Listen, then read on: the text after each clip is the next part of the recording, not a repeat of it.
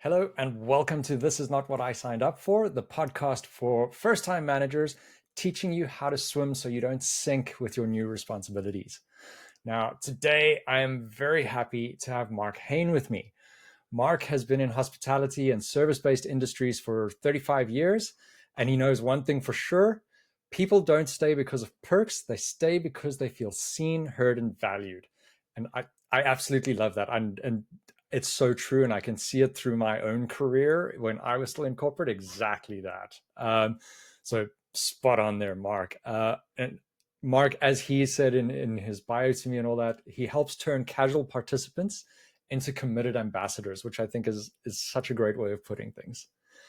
He's the author of the book Lights, Camera, Action, and he hosts the podcast Marc Haine Live. And I encourage you to give it a listen. I've been on there as well. It's a great podcast. And you can find out more about his work in the show notes. Everything's going to be down there. On a personal level, Marc is authentic, he's warm, and he's got a great sense of humor. And I'm always happy to speak to him. And I'm very happy to have him on the podcast today for all of you.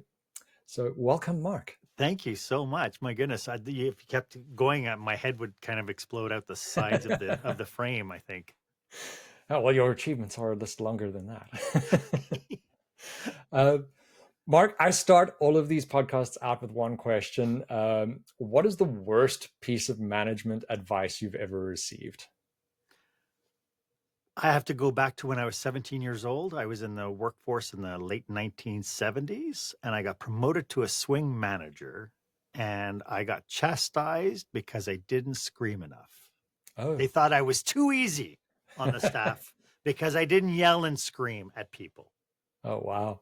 Yeah. I'm as a fellow non-screaming manager, I feel you. Well, and what was interesting about that, it gave me an example of the kind of manager I didn't want to be. And I thank Steve for that. So Steve, if you're watching, you're probably 100 years old by now, but that's made an impact. Yeah, great. Sometimes you serve as a warning for others. That's it. So today we are going to be speaking about going from onboarding to foreverboarding. So Marc, you talk about foreverboarding. You put this forward to me with coming on here. Why should we be ditching onboarding and adopting foreverboarding, and what exactly is foreverboarding? So this is really interesting because whenever I mention this to people, people go, "Oh my goodness, that makes so much sense just by the title." and so what happens when we onboard people is we bring people literally on board. We have a whole process. We give them binders of stuff and policies, procedures, and things that they need to sign. And we have them sit there, and then we assign them somebody maybe that they could shadow for a little while, maybe up to 3 months. And then we let them loose. And when we let them loose, that's the time that they start learning what all the unsaid policies, unsaid behaviors, the stuff that nobody talks about starts to infiltrate into this poor person's life. And it is a time when they learn through osmosis, not because they're being trained for anything. And it's a time that causes them probably the most frustration. I mean, really, when you think about it, when you bring new people on board, that is probably the most engaged anybody's going to be. Right? That day one is like they're excited to be there. This is going to be exciting. They're nervous. They're scared that they might fail. And then you support them and they're happy as pie as they go through the onboarding process. But then somewhere along the way, it just feels like we abandon them. What would happen if we, instead of thinking about onboarding, that we make this a finite process? And I know a lot of people are going to think, do you know how much it costs to bring somebody on board? How can I make this a finite process? Well, the one component I have to challenge every business operator with is that employees will evolve with us. And if you don't believe it, I have one question. Would you talk to a 5-year employee the same way you will talk to that day one employee? And of course, the answer is everybody says, of course not. No, And the big question is why? Well, the 5-year employee has 5 years of experience with you. They have 5 years of growth in their own evolution. And so one thing that I talk about is I know that when we bring people on board, they hit definable milestones within their journey with you.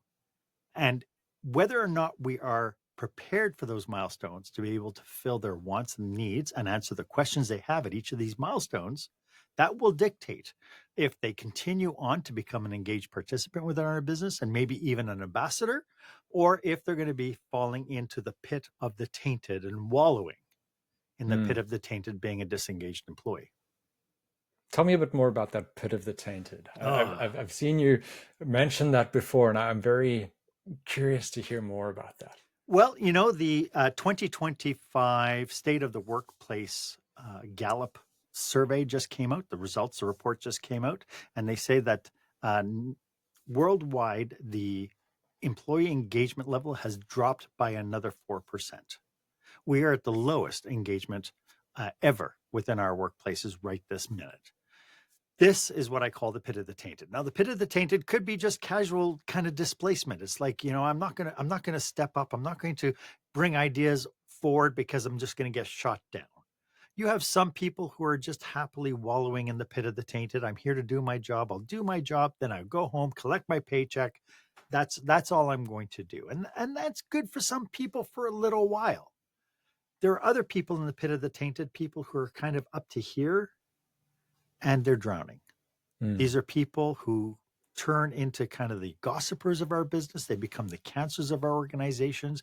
They're the ones that every time you bump into them at the Keurig machine in the lunchroom, they're the ones who are belly aching about something and telling everybody how hard done by they are. These people are afraid to leave because they like the security, but what they do is they cause a lot of tension, a lot of toxicity within our workplaces. And then, of course, you got people in the pit of the tainted who are like, I'm done. Thank you very much. Yeah. So I think you've touched on so many topics there, from like malicious compliance to your role, as well as those folks that kind of spread bile in the business. I'm thinking back to folks that I've worked with before, where there's been folks that have been at the company for 12 years, but they are the most toxic part of the staff complement, because of that, and because of various reasons over those 12 years getting to that point. But speaking about this and kind of bringing it back to the foreverboarding, and talking about, I think we generally kind of do an onboarding and then we set and forget. Like, okay, we've done that 3 months, that 2 weeks, that 6 weeks. You've completed your checklist. And I know from designing a lot of these onboardings over the years myself, some of the stuff is really hard to come up with, especially if you've been there for a while, because you've got that kind of intrinsic knowledge of what everything is. And it kind of like, oh, well, everyone should know that. I'm not going to include that. But people don't.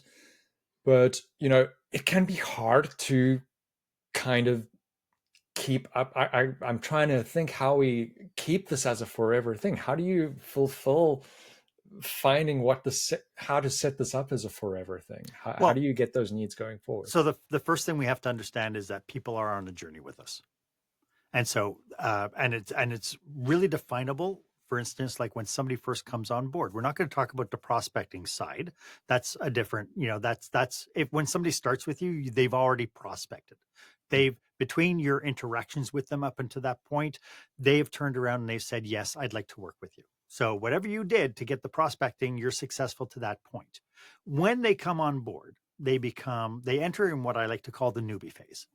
The newbie phase is where they are stepping into, and this, by the way, is the same thing with your customers. It is the same thing if you run associations. This newbie phase is where people have signed on the dotted line. They're excited to get going because you've promised them a bill of goods. So you've promised them the schedule that they want. you've sat down with them and understood that maybe they have an aging parent, and every third Thursday they have to go to the home because they have to do something. They have a specific responsibility, and you go, that's no problem. We can manage to make that happen for you. Right? Oh, you need every third weekend off? We'll manage. Oh, we'll absolutely manage to do it. So the newbie is coming in saying, you've promised me a bill of goods. I said that I will come and work with you and learn what the job is, but you've promised me a bill of goods. And what I'm interested in knowing in the newbie phase is, are you going to deliver what you've promised? I'm excited, but at the same token, I'm really, really cautious, and I'm looking for anything that's going to be a telltale that you've lied to me. Right. And the newbie goes into what I like to call the taker phase. They'll migrate into taker phase, where everything they're looking into, they're testing against what you promise. It's all about me. You promise me something. You promise that you're going to pay me once every 2 weeks. You promise me that that certain conditions are going to apply, that certain things are going to happen. You told me that it was going to be 38 hours a week, not 44 hours, not 48 hours a week. You've told me that my work week is going to be 38 hours. We really want people to do 7.5 hours every day. Right. And so the taker phase is all about, give me what you promised. You promised me training, give me the training. You've promised me resources, give me the resources. And so this is where we have the ability to build trust with our new employees. Right. And I really love the Stephen Covey metaphor of like a trust bank account. Right. Where trust is built in by making deposits in the bank account. And when we let people down, it's like a withdrawal. But we're okay as long as we don't become overdrawn with the trust. Yeah. So the taker is in this mindset of, give me what you promised. And if you're able to deliver on that, they become what I like to call an engaged participant. The engaged participant is where they still want you to give them what you promised, but this is the first time that they're actually entering into this mindset of, what else can I do? How can I help you? Right. And so for people running associations, this is the perfect time to turn around. This is the point to turn around and say, if you'd like to give back, we welcome new volunteerism. We welcome somebody on the board and so on. The worst time to ask anybody to join the board in a nonprofit organization is the day they sign their check, because that's not what they're there to do. Right. And so as an employer now, you have somebody who is super engaged, and they're looking at, I want to make a difference. I want my role here to mean something. And if you can support that, they then evolve into becoming this ambassador. They become the people who are going out into the world saying, what a great place it is to work with you. This is, I'll do anything for you because I am your representative. I want to be a part of this. I self-identify as an employee here. I'm wearing the jackets. I'm wearing the caps. I got the winter jackets with the logo on it. I tell people what a great place this is to work. And isn't that what we all want when we have employees, right? We just want everybody to be excited, right? But star performers there. Yeah, but somewhere in there. But here's the thing with star performers. It's interesting because star performers don't necessarily equate to being ambassadors. And I take fair. So for instance, I take commission employees, right?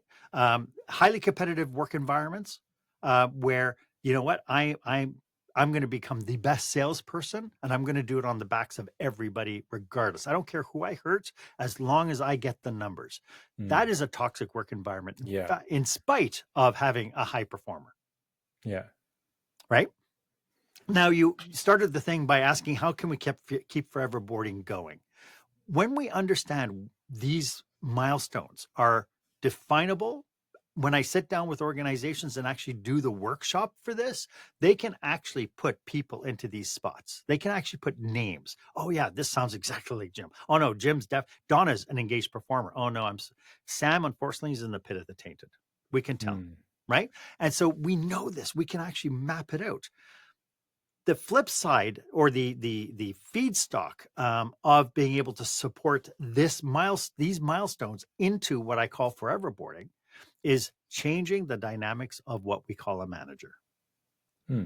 Right now, I believe that we give managers too many responsibilities of sitting down and actually being technical contributors. We're getting them to do the work. I agree completely. I saw your eyes just go. Book comes from. And so, what happens is we end up with managers who are sitting down doing reports. They're sitting down doing work. They are doing technical or technician work. They're not leading. Hmm. My door is always open. Just if you need anything, just come and see me. But the work stacks are so high because I got all these reports to do, all these things to do.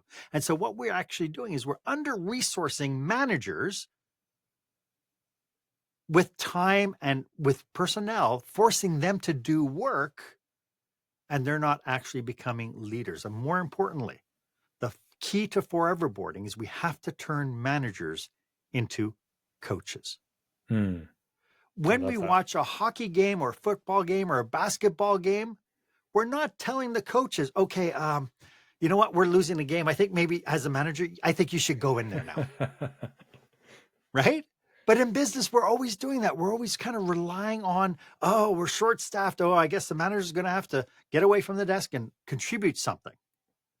Right? And it's like, hey, it's always good. It's always good. Managers being on the front line, you'll get respect from your staff. And being in food service, I've done it. I've been, as a manager, I've had to jump on lines. I've had to serve banquets. I've had to do, right? Under-resourcing managers is probably the worst thing you can possibly do because it forces them into crisis mode. And you force them to doing multiple jobs within their job description, burning them out and making them less effective as managers. And then when you turn around and go, why so many people in the pit of the tainted? It's because we don't have a manager now being able to fulfill the needs and fulfill the questions, answer the questions, fulfill the needs and wants of their employees as they come into the various different milestones. Yeah. Turning them into coaches now is the way that we turn into foreverboarding. We start actually training managers to be coaches, to be able to sit down with their direct reports. And if you're a top level manager, you're meeting with middle level managers. If you're a middle level manager, you're meeting with frontline managers. And if you're a frontline manager, you're meeting with your staff. Understanding what people's paths are, sitting down and actually understanding what the roles and responsibilities are is an absolute game changer. Why do you think shows like Undercover Boss are so popular? Right? Yeah. Like, what's the big aha moment, right? A boss who's been sitting up in the corner office for ages actually goes to the front line and actually sees what's going on. Yeah. Get out of the ivory tower and take a look. And they start talking to people and they start seeing the personal challenges people have, the interpersonal conflicts people are having, the inter-customer problems that they're having, the challenges of service delivery because they themselves might be under-resourced. And the big aha moments come when we realize this and we're like, oh my goodness, I can't believe we've created this environment. Yeah. No, I see that a lot. I mean, just even from an unrelated but related space. I mean, I work a lot in policy development, process development, working with businesses to change their processes internally and things like that.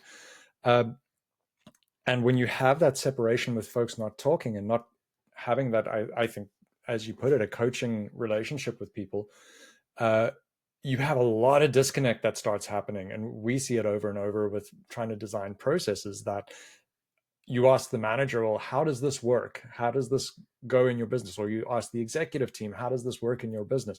And they'll tell you a fantastic story about what all the steps in the process is. And then you eventually go speak to the people on the ground, and that's not the process. It's wildly aspirational and it's great, but it's not the process because no one's had that opportunity to chat. Yes. And when we get that engagement going, there's a lot more sudden value, and you can move quicker because now suddenly everyone's on the same page. Like that's how I'm kind of equating this coaching and just that value that comes into it there. And take it to the next step by turning our managers into coaches, by having a focus on foreverboarding. Makes us more curious, but at the same token, it conquers all the micro behaviors that form over a period of time. Like there's a cute story. I just mentioned it on my podcast the other day about, and I don't know if it's a true story or not, but some sort of kind of sociological exercise where they put 4 monkeys into a room. They put a banana at the top of the stairs. Have you heard that story at all? I haven't. And so they put a banana at the top of the stairs. Of course, one of the monkeys goes running up the stairs to get the banana, and then all the monkeys get sprayed down with water. And of course, now you have a bunch of really unhappy monkeys, right? The next day, they put a banana in the room, and a monkey goes running up to get the banana, and all the monkeys get sprayed down with water. Well, what do the monkeys start to learning? If I go and if I go up and get a banana, we're all going to get wet.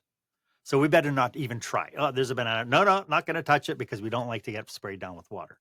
So then they remove a monkey and they bring a fresh new monkey into the little community of 4 monkeys. What do you think the new monkey does when he sees a banana? Oh, go for it. He goes up, runs to the and everybody gets sprayed. Well, they very quickly learn the next time they introduce a brand new monkey, that monkey goes up the stairs and everybody pounces on this monkey. Don't touch the banana. And they beat up the monkey. They're making absolutely sure they're not going to get sprayed. They do this a few more times. Now you have monkeys who've never been sprayed ever,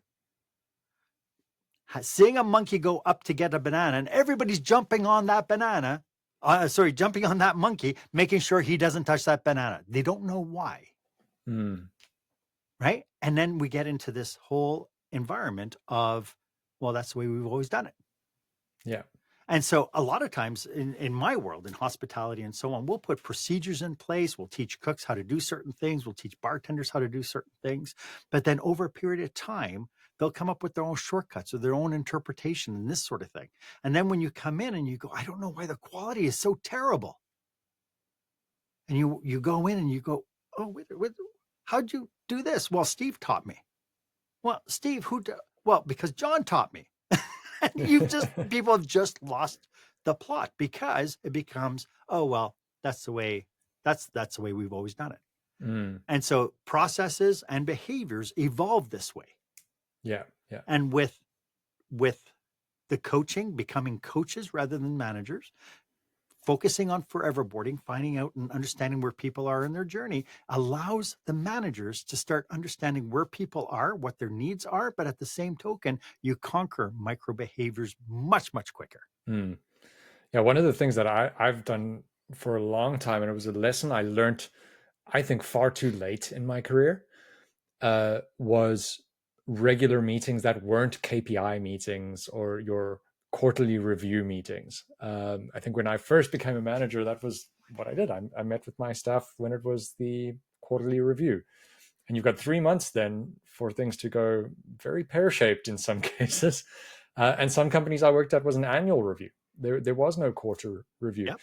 And if you don't meet regularly outside of that, you're never going to know what's going on. And I think one of the best things I ever did was implement for myself that, and it was because of I had a total disaster on my hands from not doing it. I had to meet with the team regularly, and then it started kicking off that I would meet on every 2 weeks with my team. Just, hey guys, what's happening? Meetings were short, they were valuable. We knew where each other was standing. Anything was going wrong, we could correct it very quickly. Course corrections were great. And it made the KPI reviews and the quarterly reviews and the annual reviews even quicker too, because no one likes doing those either. But then we know what the pulse is for everyone and where everyone's struggling and all that. So very valuable. And one of the things that I encourage every business to do is to do daily stand-ups. I mean, at the very least, get everybody together and stand-ups, because when you're standing up, you want to make it quick if it's a stand-up. But then have a format. And it's a great way to introduce people to new conditions and changing conditions and so on. In my world, hospitality, maybe you have a special event happening, or you have a special guest coming in. You got a couple of birthday parties. You got a new menu item, and it gives people a chance to try the new menu item so that people go out to their customers and try this the next time you're out, just out of curiosity. Hey, what's the soup of the day? And tell me if the person doesn't go, let me check. I'll be right back. Right? Consistently and ongoing. This is my number one pet peeve, because it tells me that, whatever's going on, the team is not being communicated to. Mm. right? Yeah, that's true. Yeah. So I want to kind of just I've got one other burning question that's on my mind around kind of that pit of despair and when you have someone that's kind of fallen into that Yeah. and you want to bring them back. Yes. I'm curious as to have you got any pointers for because I can feel it in my bones that folks listening are going to be asking this question. Like, how do you start bringing someone back from that? I know this is probably a very big loaded question as well, and depends on the It's circumstance. just a But tiny question. Just um, where would you start? so recognizing. So number one is recognize that there are people who are disengaged. You're going to have people who are, like I said, they're up to here. There's only two ways to get out of the pit of the tainted. One is they're going to leave. Mm-hmm. And for the toxic people, the people you're going to be, I mean, you're going to be doing ding dong, the witch is dead, the witch is dead. Right? I mean, it's going to be the greatest thing, right? But interestingly enough, what's going to happen is when that toxic person leaves, you'll have everybody coming to you and go, oh, thank God, because do you know what she did to me? Do you know what happened to me? Do you know what this person did to me? And you're like, well, why didn't you tell me? Mm. Because you're not communicating, because you're not creating a medium by which people can safely come to you and talk to you. And so what you need to do first and foremost is you have to instigate the conversation with your team. You use curiosity and service as your Mm. mindset to sit down with your people and say, hey, how's it going? What are your concerns? What are you loving about your job right now? What's frustrating you? And have a real honest sit down, honest one-to-one conversation. And the important thing is we can't fall back into defense mode. We can't go back into blame mode. We can't go back into, oh, well, you don't understand how hard my job is kind of Mm. mode, right? And understand that all these people have a perception and assumptions about their reality. And we have to accept the fact that they're looking through their glasses, using Mm. their bubble, using their frame of reference. And what they will perceive is they're going to perceive intent when maybe there is no intent. But we just have to park our own ego and our own pride. And we just have to be able to listen to them and then find out, okay, so why do you feel that way? Mm. I can understand that that is frustrating. Why do you feel that way? Why do you feel that your direct supervisor is a bully?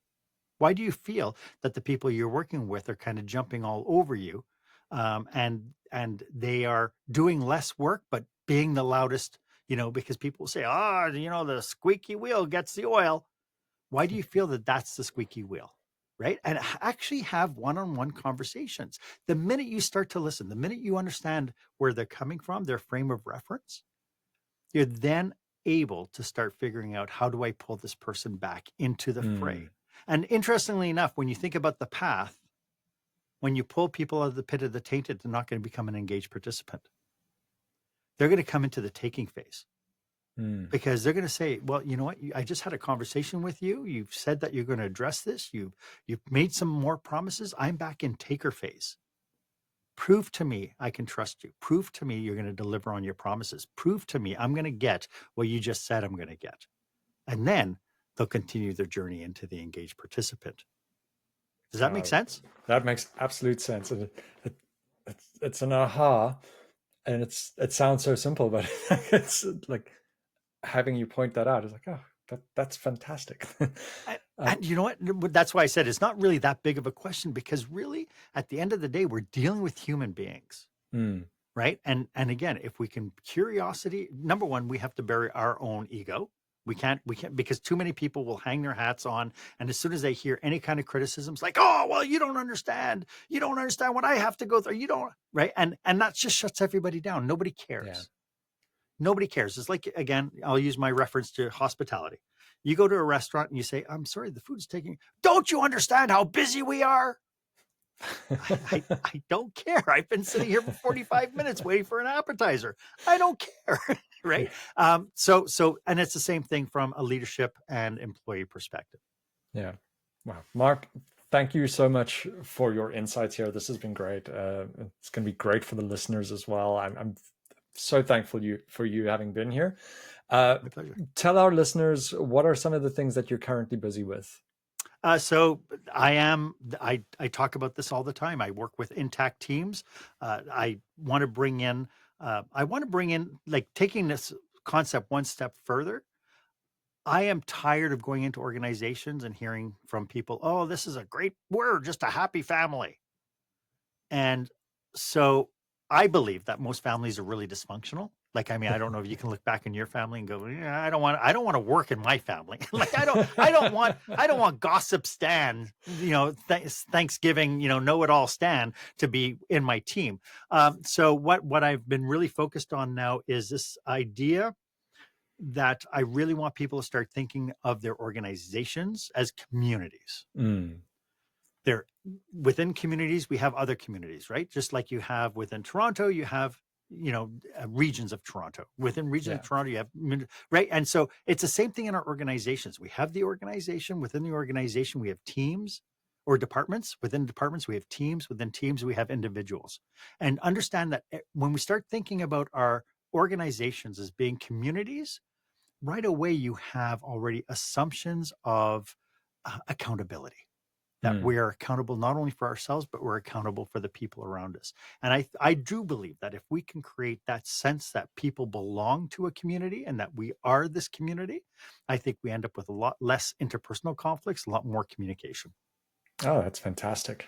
I absolutely agree with you on that one. Folks, if you want to see more about what Marc's doing, please read the show notes. There'll be links to all his socials and website and all of that there. So Marc, thank you again for coming on board. It's been great having you. It's been great chatting as always.